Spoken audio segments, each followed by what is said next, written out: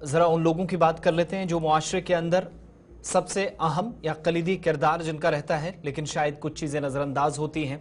और उन असातिज़ा की बिलखुसूस बात होगी जिनको मुल्क के अंदर एक बड़ी और मरकज़ी तकरीब दिल्ली के अंदर दारुल हुकूमत में होती है, तब चंद असातिज़ा की इस तकरीब के ज़रिए जो खिदमात हैं वो याद तो की जाती हैं, मगर उन असातिज़ा को भी याद करना ज़रूरी है जो मुख्तलिफ़ हिस्सों में मुख्तलिफ़ चैलेंजेस होने के बावजूद भी एक तवील मुद्दत से खिदमात अंजाम दे रहे हैं। और चैलेंजेस कई तरह के हैं, सियासी एतबार से भी, सलामती एतबार से भी और मौसमी एतबार से भी, या कई बार दीगर मामलात भी ऐसे आपके सामने एक पहाड़ की तरह खड़े होते हैं। इसके बावजूद भी अपनी खिदमात मेहनत, लगन और तनदेही के साथ अंजाम देते हैं।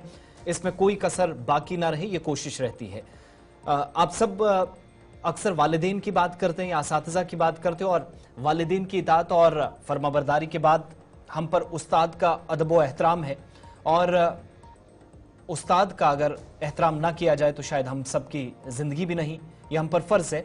और वालिदैन जिस तरीके से जिस्म की परवरिश करते हैं, इसी तरीके से इसको परवान चढ़ाने का काम तो करते हैं, वहीं उस्ताद रूह की इस्लाह करते हैं और इंसानियत के तामीर व इल्मी इर्तिक़ा में असातिज़ा को जो बुनियादी किरदार है उसको कभी भुलाया नहीं जा सकता। असातिज़ा कौम के मामार कहलाते हैं, और जिस तरीके से एक माँ अपने बच्चे को सजाती है, संवारती है, छोटे होते उसे मदारिस तक या फिर इदारे तक पहुंचाने की कोशिश होती है कि मेरा बच्चा सबसे खूबसूरत दिखे, इसी तरीके से असातिज़ा के लिए तमाम वो शागिर्द, तमाम वो बच्चे होते हैं जो एक स्कूल के अंदर होते हैं, लेकिन कुछ चीज़ें ऐसी होती हैं जिनसे निशानदेही अक्सर ये होती है कि किसका क्या किरदार है।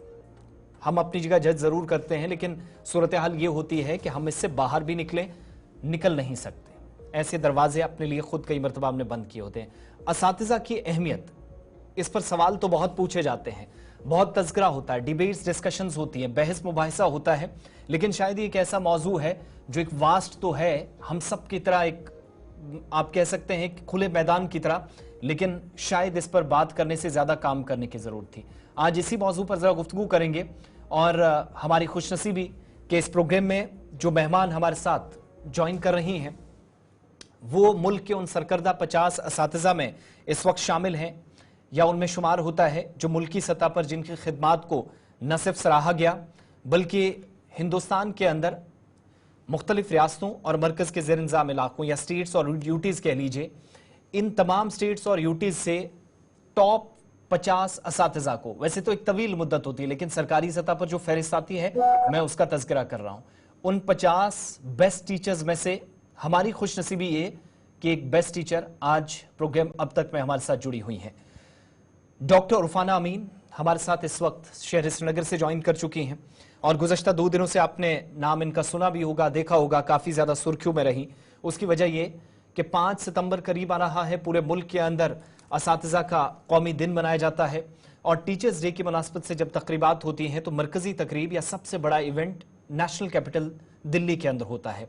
इस बार जब 50 असातिज़ा की बेहतरीन खिदमात के लिए बेस्ट टीचर्स अवार्ड्स दिए जाएंगे तो उनमें डॉक्टर उरफाना अमीन भी शामिल होंगी। आपका बहुत बहुत शुक्रिया डॉक्टर साहब प्रोग्राम में हमारे साथ ज्वाइन करने के लिए।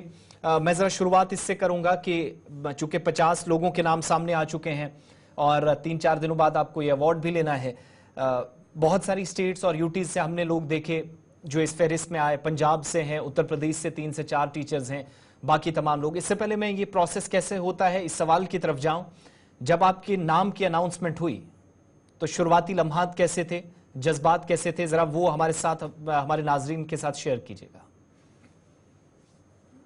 अस्सलाम वालेकुम। वालेकुम अस्सलाम जी, जब ये शुरुआती लम्हात आ गए तो मैं दस्तरखान बिछाए बैठी थी और अजान के लिए कुछ अभी टाइम था, तो दस्तरखान बिछाए चाय हम पी रहे थे, मियाँ बीवी इकट्ठे बैठे हुए थे, तो फोन में कुछ क्लिक्स आ गया, तो मैंने फोन ऐसे ही उठाया और देखा कि मेरा मेल आया है नेशनल अवार्ड्स फॉर टीचर्स के ग्रुप से। तो मेल में मैंने देखा list of selected teachers.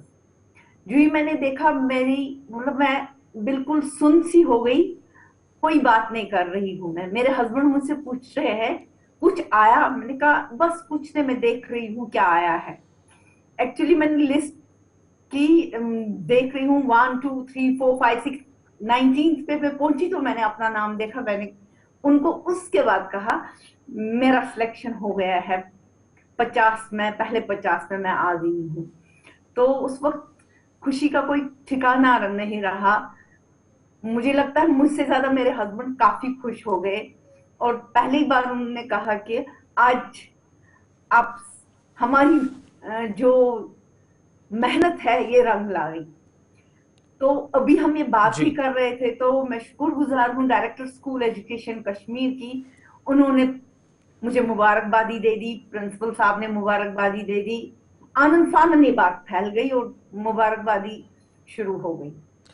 Doctor उरफाना साहिबा, इस कामयाब सफर के लिए बहुत बहुत मुबारक आपको।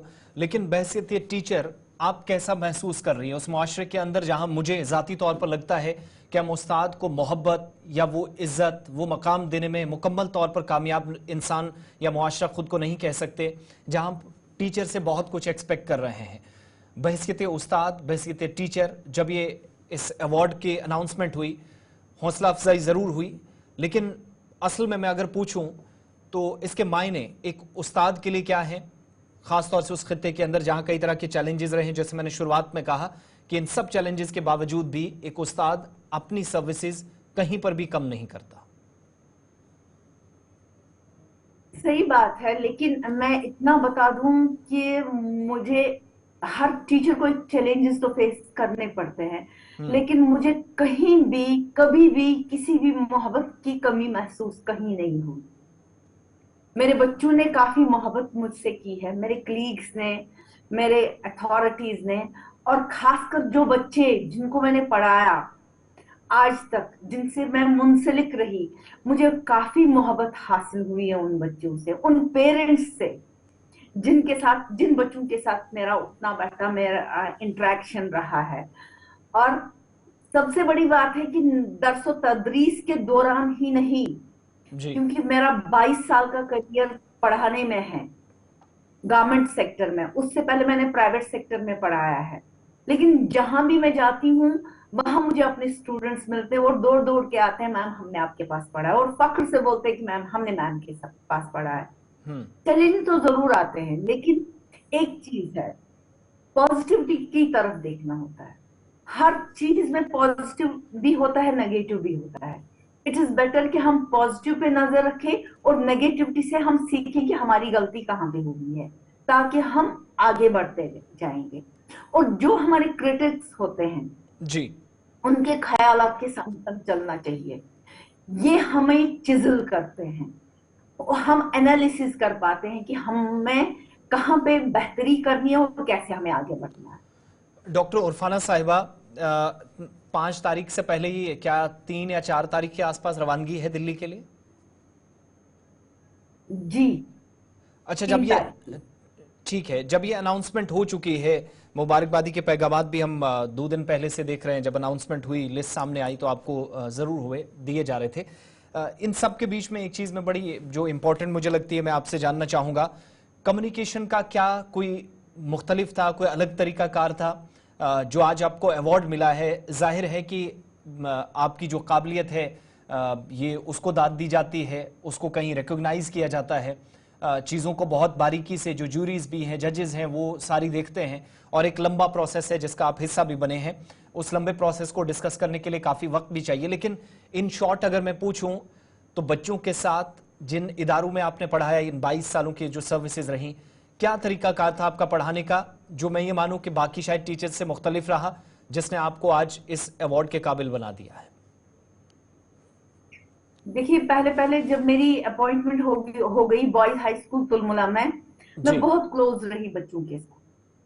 मतलब बच्चे इतने इनोसेंट होते हैं कि उस वक्त जब मैं वहां पे थी तो उनको ये ख्याल ही नहीं था कि मैंने शहर में बिल्ली देखी होगी, कौवा देखा होगा। ये मैं 22 साल पहले की बात कर रही हूँ। तो बच्चे बहुत इनोसेंट थे, बट मैं बहुत करीब आ गई बच्चों के, उनके साथ मैं खेलने लगी। वो क्रिकेट खेलते थे, बॉयज स्कूल था, वो क्रिकेट खेलते थे, मैं बीच में दमकती थी, हाँ जी मैं बॉलिंग करूंगी, मैं बैटिंग करूंगी। तो ये चीजें देख के बच्चे बहुत करीब आ गए मेरे। और वो खेल खेल में मैंने उनके साथ पढ़ाना और बाकी चीजें शुरू की मैंने वहां पे। उसके साथ साथ मेरी अगर कहीं भी ट्रांसफर होती चली गई, वहां भी मैंने अकॉर्डिंग टू द नीड, बच्चे की जो नीड है उस नीड को पकड़ा और उसी के साथ में चलती गई और उनको अकॉर्डिंग टू नीड वो एजुकेशन देती गई। जी। लेकिन बीच में एक ऐसा दौर भी आया, ये जब मैंने देखा, मैंने पहला सोशल साइंस एग्जीबिशन गांधरबल में शुरू किया, जो कि तब के डिप्टी सीओ ने बहुत अच्छी तरह से रिकॉग्नाइज भी किया और सराहा भी, जिसमें कि गांधरबल के काफी स्कूल को बुलाया गया और ये मतलब दिखाया गया कि हम सोशल साइंस को भी कैसे in a productive way, in an innovative way पढ़ा सकते हैं। जी। इसके बाद ये भी रहा कि मैं टीचर ट्रेनर रही, मुझे चूज किया गया एज टीचर ट्रेनर। मैंने काफी साल, सॉरी, काफी सालों तक मैंने एज टीचर ट्रेनर काम भी किया और आज भी मैं SCRT डाइट्स या किसी भी ऑर्गेनाइजेशन में मुझे बुलाया जा रहा है थ्रू प्रॉपर चैनल कि मैं जाती हूँ एज टीचर ट्रेनर वहां पे। अब जब मैं पिछले 4-5 साल में जो मैंने स्कूल्स में काम किया, यहाँ पे मैं थी बॉयज हायर सेकेंडरी स्कूल सोवरा में इस वक्त मैं काम कर रही हूँ। जी। तो वहां पे हायर सेकेंडरी लेवल पे बच्चों को पढ़ाना, वहां पे एडोलसेंट एज के बच्चे हैं उनके करीब आना और उनके साथ फ्रेंडली एटमॉस्फेयर क्रिएट करना, तो आज का सबसे बड़ा चैलेंज है वो है हमारा मोबाइल। जो हमारा मोबाइल है बच्चे के हाथ में है, उसके पास पूरी नॉलेज है, तो कभी कभार लगता है कि टीचर एक रिडंडेंट है। इसलिए टीचर को अपने आप को मतलब नीड्स के साथ साथ, बच्चों की नीड्स के साथ साथ अपने आप को अपडेट करना पड़ेगा। तो ये अपडेशन मैंने किस तरीके से की, मैंने रोल प्लेस, मैंने केस स्टडीज ले ली, मैंने प्रोजेक्ट मेथड अडॉप्ट किया और जी। उन्हीं मेथडोलॉजी से बच्चों को पढ़ाया। ये तो किसी ट्यूशन सेंटर में नहीं मिलता था, ये किसी किताब में नहीं मिलता था, डिफरेंट सी पेडागोजी होती थी, या बच्चों को आउटिंग के लिए लिया, बाकी चीजें की। तो ये सब चीजें बच्चों को लगा, एंजॉय करते गए। इसके साथ साथ कल्चरल एक्टिविटीज, जो भी ऑर्डर्स आते थे वो सब इम्प्लीमेंट कराए गए। अक्सर ये कहा जाता था कि ये कल्चरल एक्टिविटीज, अब बच्चे खाली एक्टिविटीज कर रहे हैं, पढ़ाई का कहीं नाम नहीं है, जबकि सही मानों में कल्चरल एक्टिविटीज जितनी भी हैं ये पढ़ाई के साथ लिंक्ड है और इसको हम अच्छी तरह से लिंक कर सकते हैं अपने सब्जेक्ट्स के साथ। तो ये सब चीजें मैंने कर दी और बच्चों को एक सबसे बड़ा मैंने मोटिवेशन क्या दिया, जो ये काम करेगा उसको सर्टिफिकेट मिलेगा। सर्टिफिकेट ऑफ मेरिट हमारे स्कूल से उस बच्चे के लिए चलता गया, तो ये एक पॉजिटिव रिइंफोर्समेंट बन गया और बच्चे आगे आते गए, काम करते गए, पढ़ते गए और अननोइंगली पढ़ते गए। ठीक है, मुल्क और कौम की तामीर में हम देखते हैं कि असातिज़ा का किरदार काफ़ी अहम होता है, क्योंकि नन्हे जहन होते हैं बच्चे, शायद वालिदैन से ज़्यादा असातिज़ा उनको मॉनिटर कर पाते हैं या उनको देख पाते हैं जब क्लासेस में होते हैं या स्कूलों के कॉम्प्लेक्सेस के अंदर होते हैं, और इन जहनों की आबियारी उनके हाथों में होती है। मैं अगर आसान सा एक सवाल पूछूं कि असातिज़ा आज के वक्त में क्यों ज़रूरी है, ये सवाल मैं इसलिए पूछ रहा हूं क्योंकि आपने मोबाइल का जिक्र किया, टेक्नोलॉजी का जिक्र किया, जहां बहुत सारी चीज़ें हमने ऑफलाइन होते हुए देखी, जो फिजिकली आप क्लासेस के अंदर कल तक चीज़ें अटेंड कर रहे थे, देख रहे थे, कोई गलती होती थी तो मौके पर ही उसको दुरुस्त करने की कोशिश करते थे। वक्त गुजरने के साथ साथ वो चीज़ें भी एक तरह से ऑनलाइन होने के साथ साथ टेक्नोलॉजी का ज़्यादा इस्तेमाल होने के साथ आहिस्ता आहिस्ता ख़त्म होती चली गई। तो ऐसे में असातिज़ा का आज के वक्त में होना क्यों ज़रूरी है आपकी नज़र में, और क्या रोल, क्या वो जो पहले रोल था जिसको हम बार बार कहते थे कि असातिज़ा की अहमियत क्या है, इस पर आप एक ऐसे लिखिए, वो मौजूदा वक्त में ज़्यादा ज़रूरत बन गई है? सही बात कही आपने, टीचर की ज्यादा जरूरत बन गई है, क्योंकि बच्चे के हाथ में मोबाइल तो है, टेक्नोलॉजी है, खाली मोबाइल नहीं, हमारे पास स्मार्ट टीवीज है, स्मार्ट वॉचेस है, जितना भी डिजिटलाइजेशन हो रहा है, लेकिन इस डिजिटल वर्ल्ड को कैसे सही मानों में लेना है आगे, ताकि हम जी। पॉजिटिविटी की तरफ चले जाएं, कहीं हमारे बच्चे गलती ना करें और गलत रास्ते पे ना चले। तो हम्म। हमें उनको जरूरी फैसिलिटेट करना है। हाँ, हम बच्चों को ये देखें कि ये क्या क्या मवाद देख रहे हैं हमारी, मतलब इस डिजिटल वर्ल्ड में। कहीं ऐसा ना हो कि वो डार्क साइड ले और जो हमारा ब्राइटर साइड है वो हमारा छूट जाए। इसलिए असातिज़ा की जरूरत है। और ये उस्ताद अब खाली वो स्कूल का टीचर नहीं है, बल्कि एक पेरेंट भी उसी तरीके से एक उस्ताद बन जाता है घर में, जब वो इस मोबाइल को चेक करता है हम्म। कि मेरे बच्चे ने आज मोबाइल में क्या क्या देखा। ये भी है कि जो मोबाइल में हम मवाद देखते हैं वो तो किसी ने भरा है, वो भी मैनुअली आया हुआ है, खुद ब खुद प्रोड्यूस नहीं होता है। सो इस चीज को कि मोबाइल में जितनी इंफॉर्मेशन है वो किस हद तक सही है, किस हद कैसे हमें लेनी है, कैसे इसको अडेप्ट करना है, इसके लिए असातिज़ा की काफी जरूरत है। एक लास्ट चीज मैं आपसे जानना चाहूंगा आज के वक्त में, चूंकि आप एक सरकारी इदारे के साथ हैं, सरकारी शोबे के साथ जुड़े हैं, जब कभी भी रिजल्ट्स आते हैं तो सबसे ज्यादा अगर कहीं पर उंगली उठती है तो वो सरकारी स्कूलों की कारकर्दगी को लेकर उठती है। रिजल्ट्स कम आने हो, कुछ भी हो, असातिज़ा को काफ़ी ज़्यादा हद तनकीद बनाया जाता रहा है और आज भी बनते हैं। और अभी 12वीं क्लास का एक रिजल्ट आया जिसमें बहुत पोर परफॉर्मेंस बहुत सारी जगहों पर रही, तो लेक्चरर्स की लिस्ट मांग ली गई। ये सारी चीज़ें हमने देखी इस सिस्टम में। लेकिन अगर मैं आपसे पूछूं कि क्या ऐसी आपको चीज़ नज़र आती है जिसको आज के वक्त में बेहतर करने की, दुरुस्त करने की ज़रूरत है, पर्टिकुलरली गवर्नमेंट इंस्टीट्यूशंस के अंदर, ताकि कम से कम एक साल पूरा या 8, 10, 9 महीने ठीक रहता है, लेकिन लास्ट का जब रिजल्ट की बारी आती है वो जो सवालात उठना शुरू हो जाते हैं उनका कम से कम जवाब मिल सके? देखिए, जो हमारी पेडागोजी पहले रोट मेमोरी पे थी वो आज चेंज हो गई, वो कॉम्पिटेंसी बेस्ड हो गई है। हम्म। और जितना बच्चे को आप फ्री एनवायरनमेंट और एक्सपीरियंशियल लर्निंग की तरफ ले जाएंगे, बच्चा उतना अच्छी तरह से स्टडी कर पाता है। जी।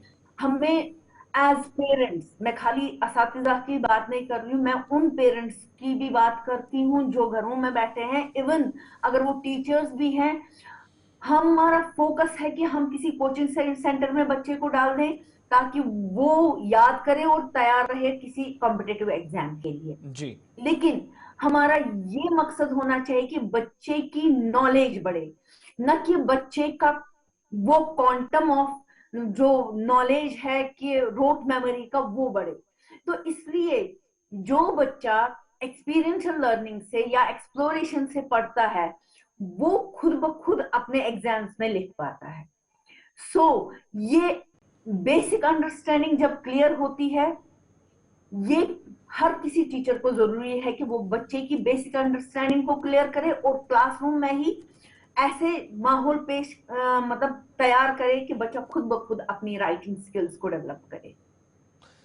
डॉक्टर उरफाना अमीन साहिबा, बहुत बहुत शुक्रिया इस प्रोग्राम का हिस्सा बनने के लिए, और हमारी पूरी टीम की तरफ से आपको बहुत बहुत मुबारकबाद। गुलिस्तान न्यूज़, JK 24/7 न्यूज़ के पूरे नेटवर्क की तरफ से आपको बहुत बहुत मुबारकबाद। और उम्मीद करते हैं ये जो एक फहरिस्त हमारे सामने आए गुजरते लम्हात के साथ, दिनों के साथ, और भी तवील फहरिस्त हो और best teacher awards Jammu Kashmir के नाम मजीद हों।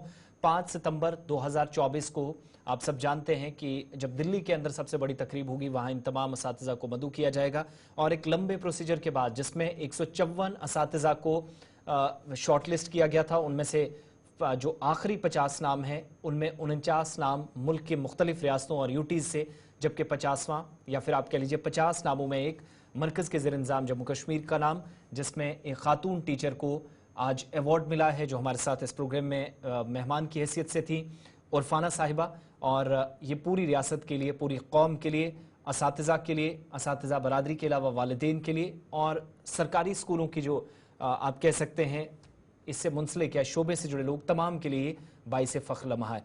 बहुत बहुत शुक्रिया आपका डॉक्टर उरफाना साहिबा।